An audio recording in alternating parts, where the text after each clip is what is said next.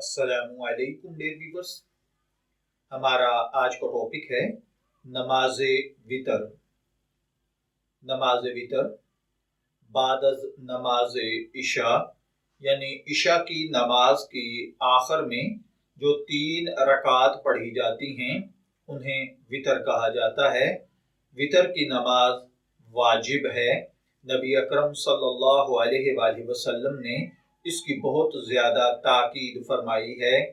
آپ کا ارشاد گرامی ہے، جو شخص وتر نہ پڑھے اس کا ہماری جماعت سے کوئی تعلق نہیں۔ وتر کی نماز مغرب کی نماز کی طرح 3 رکعات ہے۔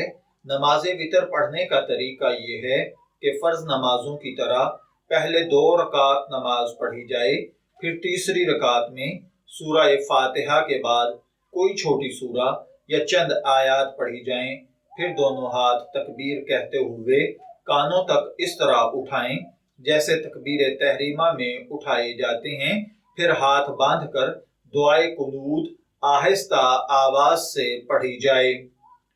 اگر کسی بھائی بہن کو دعائے قنوت یاد نہ ہو تو کسی سستی کے بغیر جلد از جلد اس کو یاد کرنے کی کوشش کی جائے۔